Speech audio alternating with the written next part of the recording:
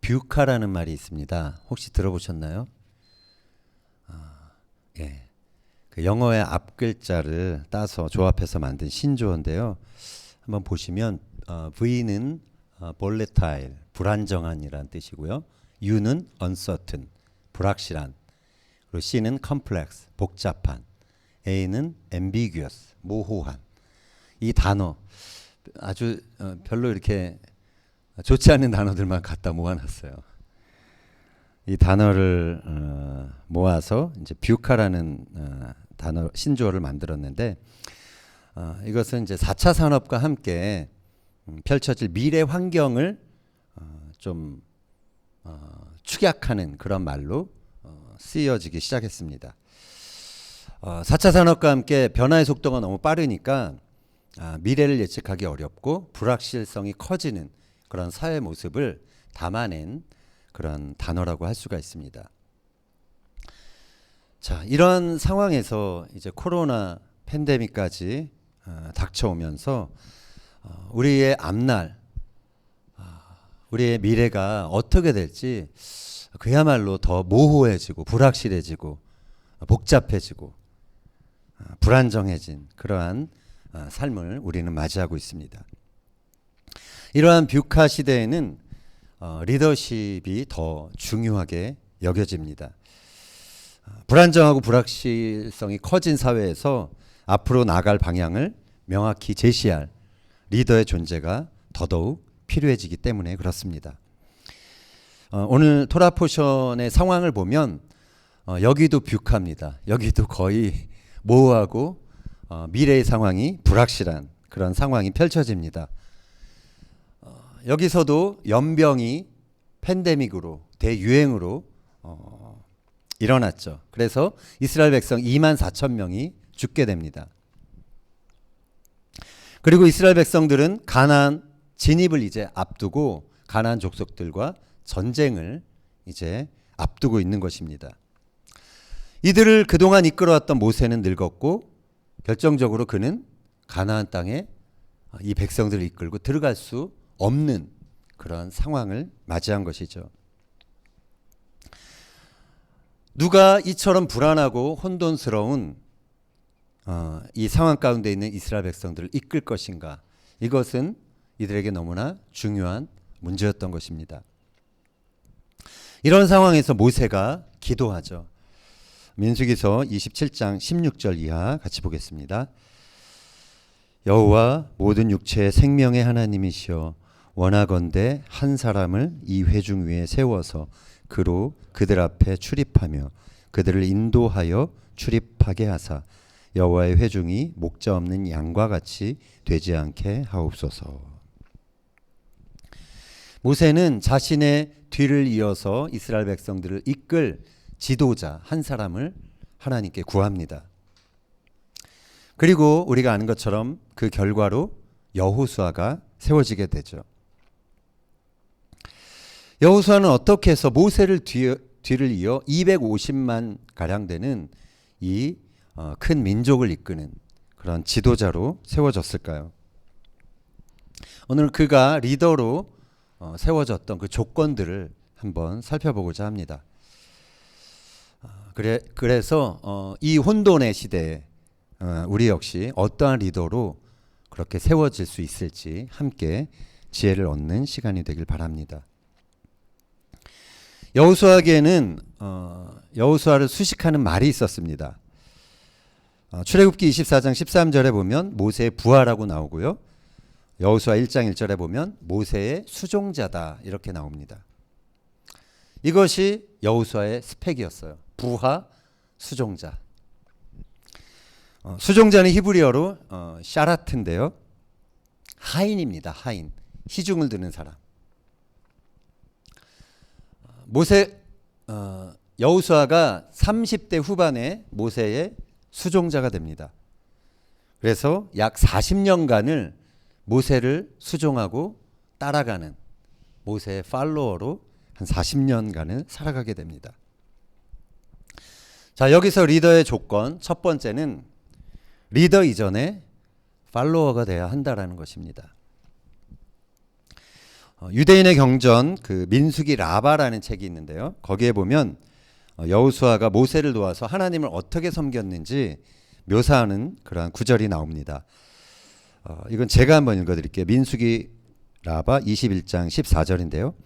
여호수아는 당신을 많이 섬겼으며 당신에게 큰 경의를 보여주었습니다.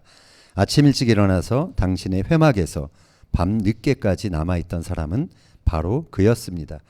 그는 거기서 벤치를 정리하고 매트를 펴곤 했습니다. 그가 온 힘을 다해 당신을 섬겼음을 보면 그는 이스라엘을 섬길 자격이 있습니다. 왜냐하면 그는 그의 상을 잃지 않을 것이기 때문입니다. 눈의 아들 여호수아를 선택하십시오. 이것은 잠언서 27장 8절 말씀을 확증하는 것입니다. 무화과 나무를 지키는 자는 그 과실을 먹고 자기 주인에게 시중드는 자는 영화를 얻느니라. 아침부터 밤 늦게까지 회막에서 모세를 도와 그 회막을 지켰던 여호수아. 이렇게 하나님을 섬겼던 여호수아는 온 이스라엘 백성들을 섬길 자격이 있다라고 모세가 지금 하나님 앞에 말하는 그런 장면이죠. 아리스토텔레스가 이런 말을 했습니다. 남을 따르는 법을 모르는 사람은 결코 좋은 지도자가 될 수 없다. 좋은 리더가 되기 위해서는 반드시 리더를 따르는 과정을 거쳐야 한다라는 그런 말이죠. 인간적으로 우리가 생각할 때 정말 따를 만한 리더, 모범이 되는 리더, 내가 존경하는 리더를 따라가는 것은 쉬울 것입니다.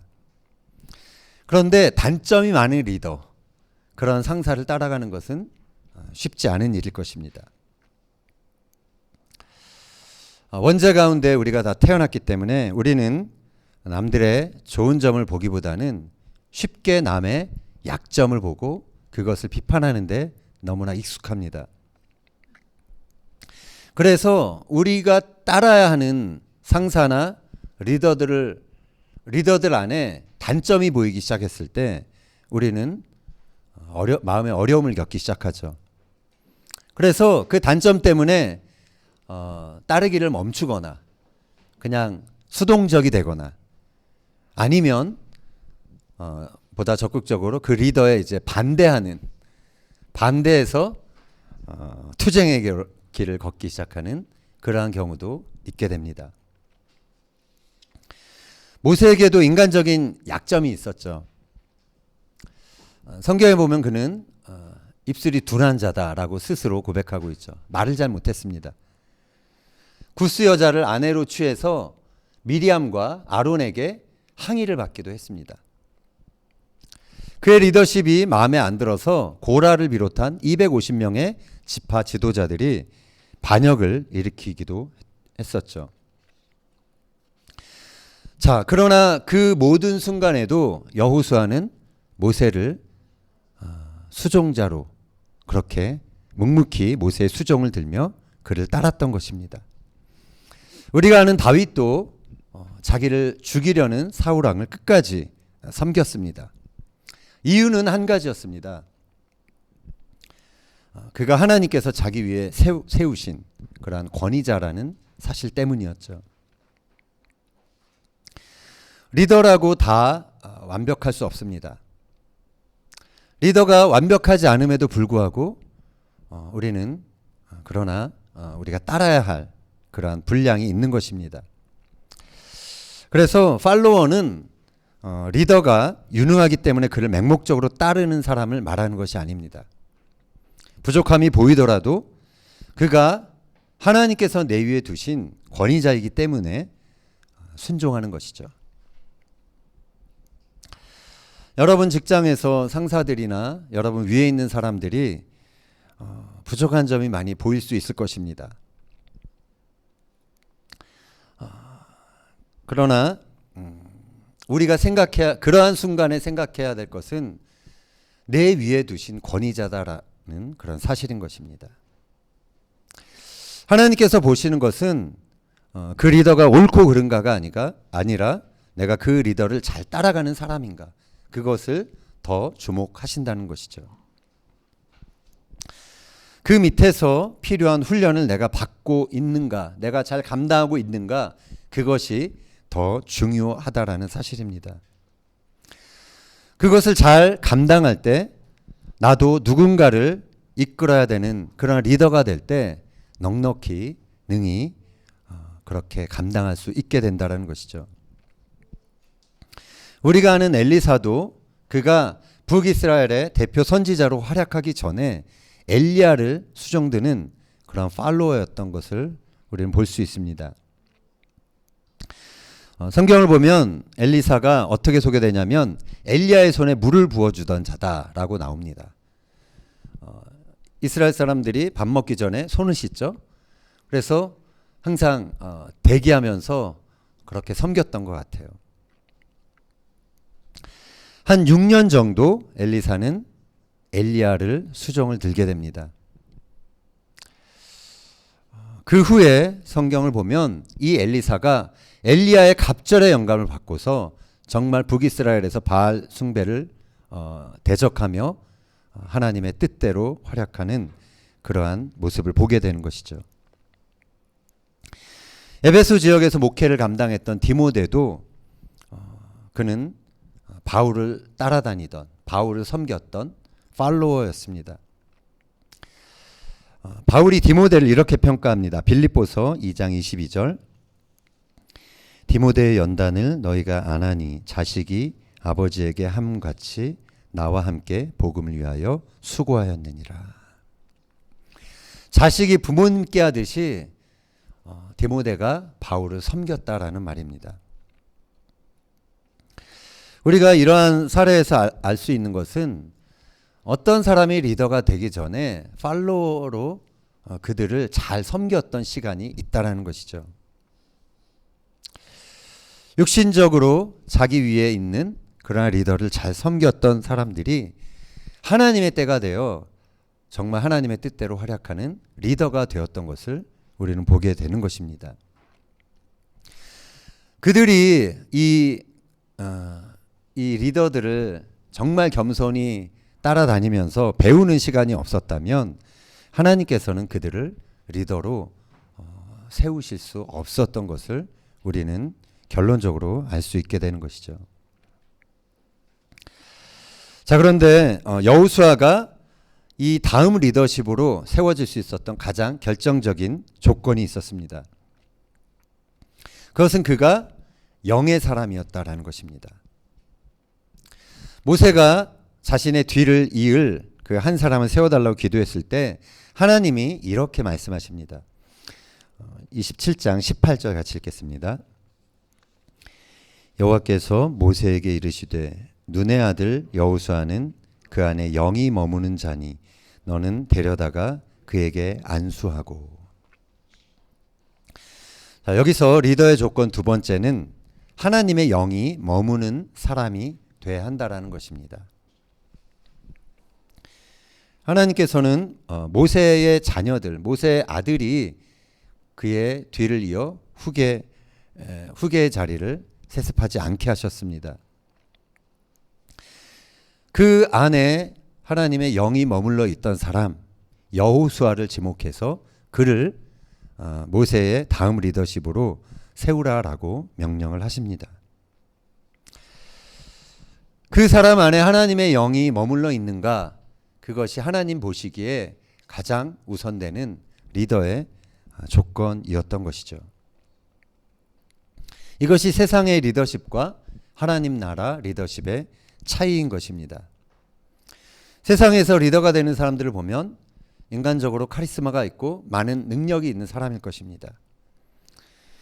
그런데 하나님 나라에서는 내 뜻보다는 하나님의 뜻에 순종하며 기꺼이 따를 수 있는 사람, 자신의 어떤 뜻보다도 하나님의 뜻을 앞세울 수 있는 사람, 그러한 리더십이 중요하다는 것이죠.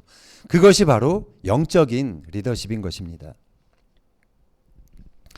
여호수아는 어떻게 해서 영이 머무는 사람이다라는 평가를 받을 수가 있었을까요? 그 비결은 우리 출애굽기 말씀 33장 11절에서 찾아볼 수 있습니다. 한번 같이 읽겠습니다. 사람이 자기의 친구와 이야기함 같이 여호와께서는 모세와 대면하여 말씀하시며 모세는 진으로 돌아오나 눈의 아들 젊은 수종자 여호수아는 회막을 떠나지 아니하니라.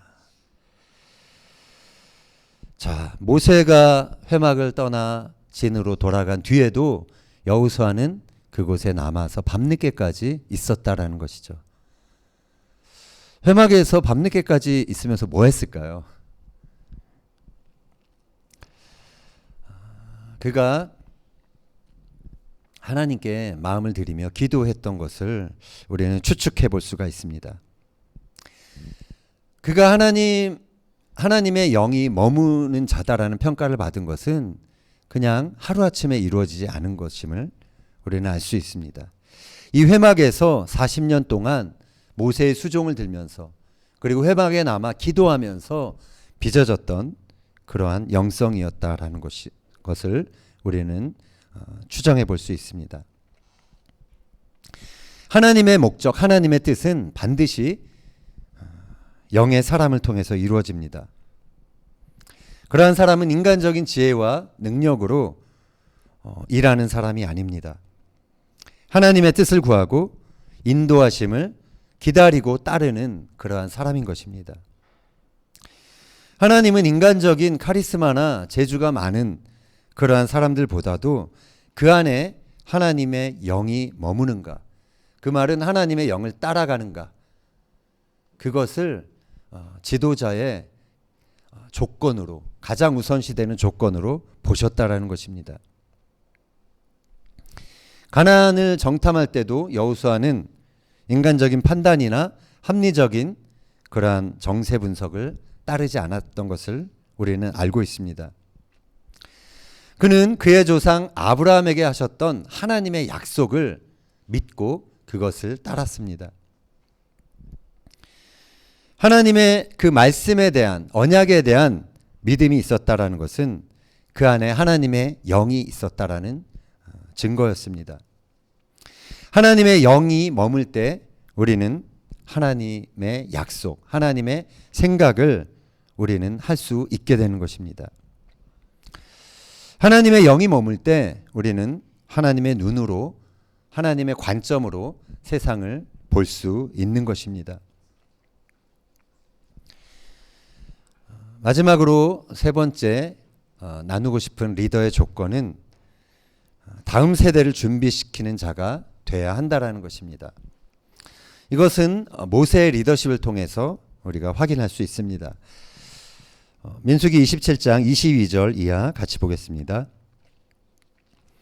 모세가 여호와께서 자기에게 명령하신 대로 하여 여호수아를 데려다가 제사장 엘르앗살과 온 회중 앞에 세우고 그에게 안수하여 위탁하되 여호와께서 모세에게 명령하신 대로 하였더라.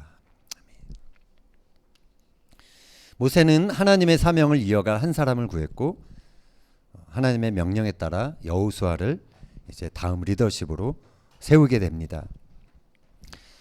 자, 여러분 한번 생각해 보세요. 여호수아가 모세의 뒤를 이어서 지도자로 이제 세움을 받는 그런 상황입니다. 무척 두려웠을 것 같아요. 그에게는 홍해를 갈랐던 모세의 지팡이도 없었습니다. 시내산에서 하나님을 대면하고 왔던, 그래서 얼굴이 해와 같이 빛났던 그런 모세의 카리스마도 없었던 것이죠. 여호수아에게 이제 있는 것은 모세의 경우를 통해서도 알 수 있었듯이 조금이라도 상황이 안 좋아지거나 마음에 들지 않으면 얼마든지 원망하며 달려들 수 있는 250만의 백성들, 그들의 리더로 지금 여호수아가 세워지는 상황인 것입니다.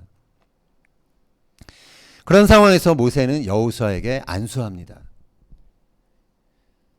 그리고 그를 여러 회중 앞에 세워서 그를 이제 다음 지도자로 공식적으로 인정해 주고 있죠. 모세의 관심은 자신이 얼마나 위대한 리더인지에 있지 않았습니다. 하나님의 뜻이 중단 없이 다음 세대에도 이어지는 것, 그것에 모세의 관심이 있었던 것입니다. 여기서 리더십은 내가 당대에 사용하는 권력이나 지위만을 말하는 것이 아님을 알 수 있습니다. 진정한 리더십은 내가 그 리더의 자리에서 물러난 이후에도 지속적인 도움을 줄 수 있는 영향력이라고 할 수가 있는 것입니다. 그래서 우리는 다음 세대에도 하나님의 뜻을 이어갈 사람들이 세워지도록 그들을 계속해서 찾아내고 세워주고 격려하고 그들이 정말로 리더로 활약할 수 있도록 도와주는 그러한 사람이 돼야 하는 것입니다. 오늘 이제 이 설교의 적용점을 우리가 함께 살펴보고자 합니다. 첫 번째 적용점은 나는 능동적인 팔로워인가? 라는 질문입니다. 평사원에서 이제 대기업의 임원이 되기까지는 약 한 20년의 시간이 걸리죠. 20대 청춘에 입사해서 적어도 50견이 올 때까지 우리는 누군가의 부하로 살아가게 되는 것입니다. 대한민국 직장인들에게 상사 리더십에 대해서 얼만큼 만족하고 있는가 여론조사를 했다고 합니다. 100점 만점에 몇 점이 나왔을까요? 44점이 나왔다고 합니다. 44점이면 거의 F죠, F. 낙제 점수입니다. 팔로워들이 리더를 바라보는 평가하는 그러한 점수가 상당히 낮게 나온 것이죠. 대부분의 직장인들이 상사가 마음에 들지 않지만 마지못해 따라가고 있는 실정이다라고 볼 수 있는 것입니다. 우리가 그러나 살펴봤던 것처럼 리더는 나의 선호도에 따라 섬김의 여부를 결정하는 대상이 아닙니다. 내 위에 권위자로 세워진 자이기 때문에 우리가 전적으로 충성하며 따라야 하는 대상이라는 사실인 것이죠. 리더라는 말은 독일어 그 옛날 말로 참다, 고통받다, 견디다라는 뜻이 있다라고 합니다. 반면에 팔로워는 돕다, 후원하다라는 뜻이 있다고 하죠. 그래서 팔로워의 정의는 리더의 고통을 돕고 후원하는 사람이라는 것입니다. 리더는 한마디로 말해서 고통받는 사람이다라고 할 수 있습니다. 더 큰 책임을 안고 있기 때문에 더 큰 고통을 받고 있는 사람인 것이죠.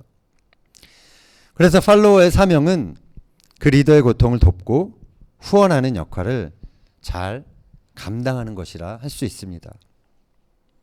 그랬을 때 리더를 살릴 수 있는 그러한 조력자가 될 수 있는 것입니다.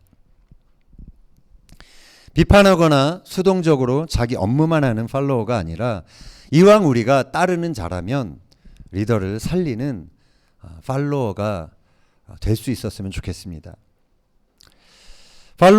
팔로워로서 리더를 돕는 역할을 우리가 충분히 감당한다면 나중에 더 큰 책임을 지는 그 리더의 자리에도 우리가 능히 그 역할을 감당할 수 있는 사람이 되는 것입니다. 두 번째 적용점은 나는 하나님의 영이 머무는 사람인가? 라는 질문입니다. 우리는 어떻게 여호수아처럼 하나님의 영이 머무는 사람이 될 수 있을까요? 잠언서 말씀 한번 보겠습니다. 1장 23절 읽겠습니다.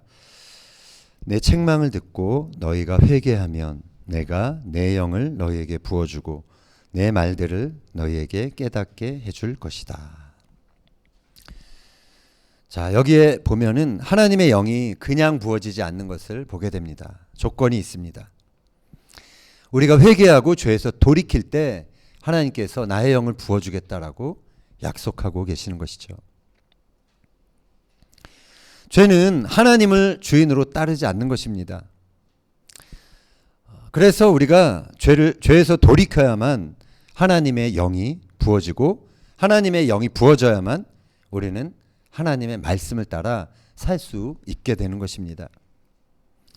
그 말씀이 나의 삶의 기준점이 될 때 우리는 하나님의 뜻을 이루는 자로 살 수 있게 되는 것이죠. 세 번째 적용점은 나는 지금 다음 세대를 준비시키는 사람인가, 그러한 리더로 살고 있는가라는 질문입니다. 시대가 불안하다 보니 모두들 자신의 생존에 급급한 모습이 보입니다. 젊은 사람들도 자신의 생존에만 관심이 있지 그 이상을 생각하지 못하는 그런 세대가 되어버린 그러한 느낌이 있습니다.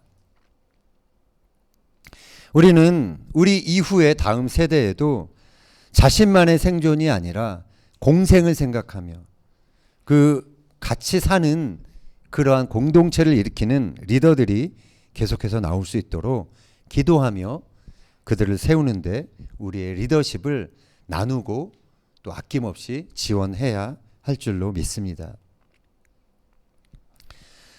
지금 세상은 너무나 급속도로 변하고 있습니다.